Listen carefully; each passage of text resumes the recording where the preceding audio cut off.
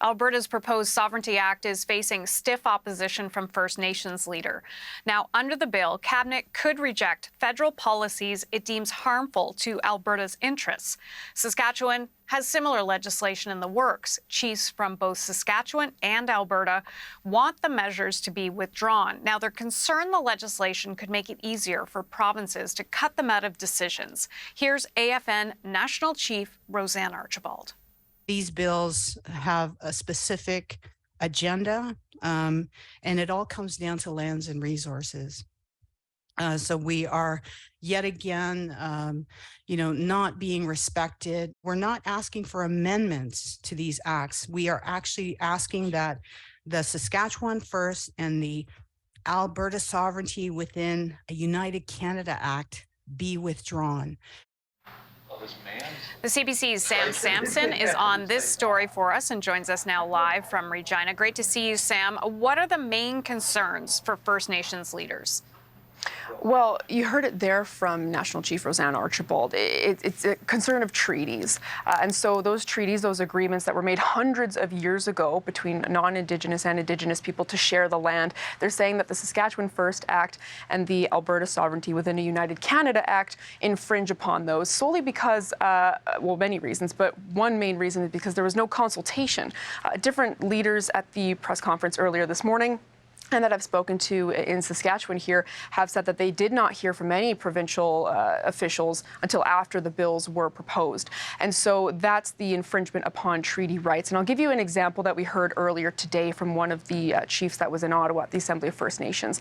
He was saying, so these bills were made to combat federal regulations, especially when it comes to climate change and resource extraction. So in Alberta, we're talking oil country, right? And so if the provincial government wants to remove some limits on how many or how much resources can be extracted from the land because maybe it's better for the provincial economy, they might be able to do so without actually consulting First Nations. And as they say, they are the natural stewards of the land. So that's one of the biggest issues there.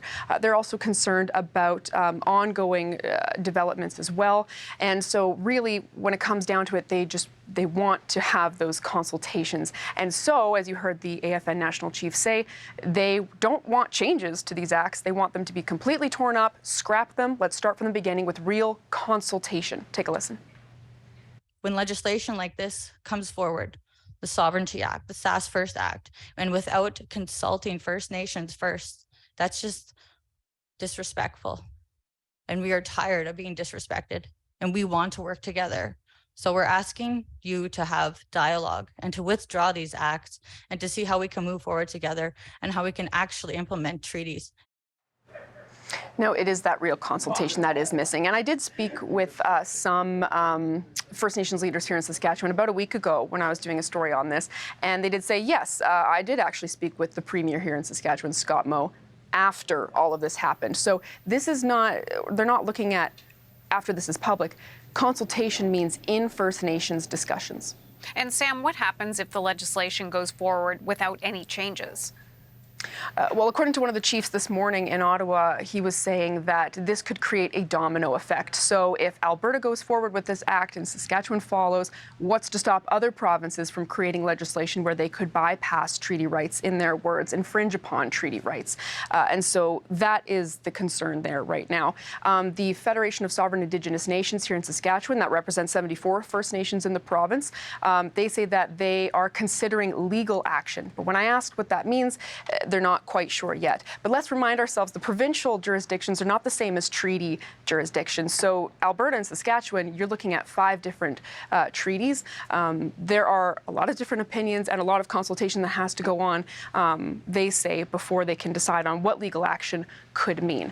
In terms of what's next for these bills, the Alberta Act is still being discussed in the legislature right now, and the Saskatchewan First Act won't move forward until the spring session here in the province. Okay, Sam, thank you for the latest. The CBC's Sam Sampson in Regina.